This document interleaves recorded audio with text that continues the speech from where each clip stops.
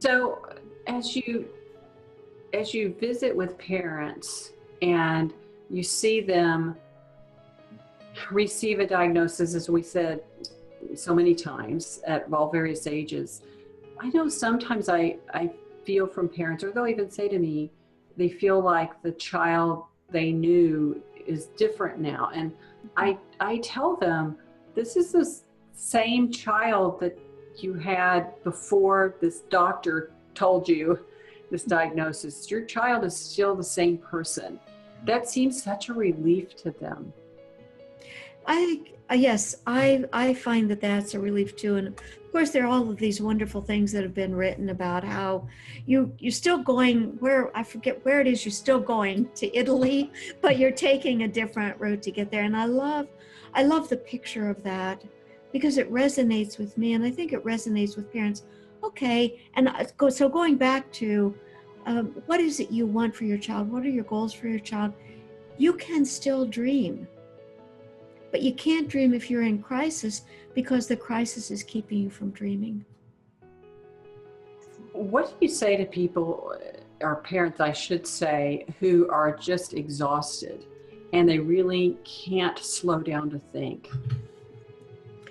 Well, the first thing that I say to everybody is, I want you to have a good family life.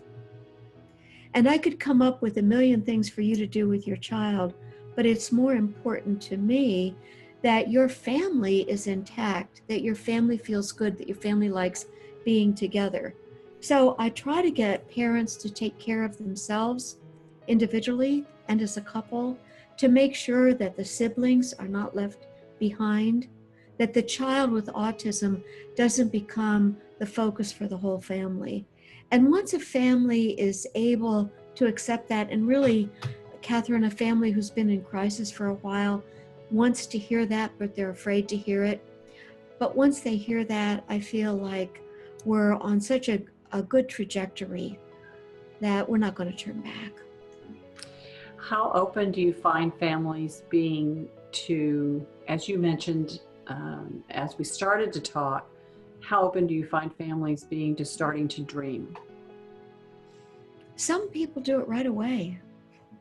I mean, some people just like, okay, and they go for it. We ask them, what would you like to see in 6 months? What would you like to see in a year? What about 10 years? What would you like to see? Some people just grab it and say, yeah, that's what we're going to do. We're going to change the way we're thinking. We're dreaming.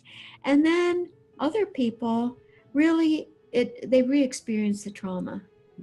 And you have to take people where they are. I have to tell you, parents start crying, I start crying too. I'm not sure it's that helpful, but it's like, yeah. I have wondered that too. Have you? But I think that it is helpful because they are not alone.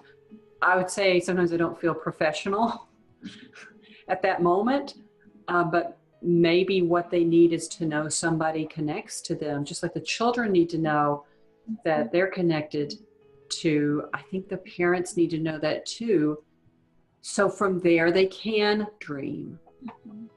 And to have children begin to set goals for themselves and to reestablish dreams they might have had at one point, I think is really crucial to the work that we do.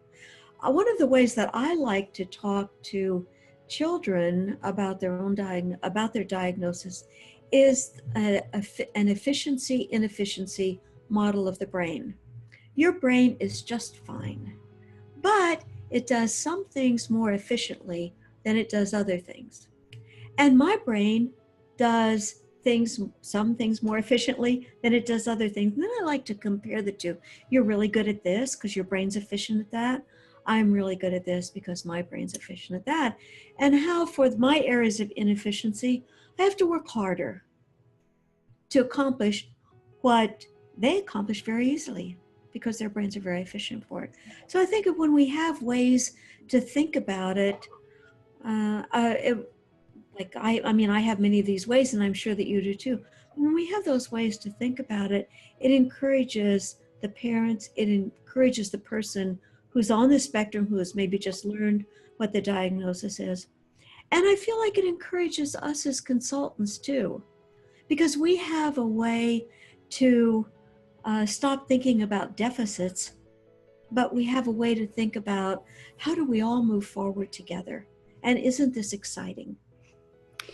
Well, one of the things I love about talking to you is you can take more beautifully than anyone I know the word crisis and turn it into a dream. And I want to thank you for that.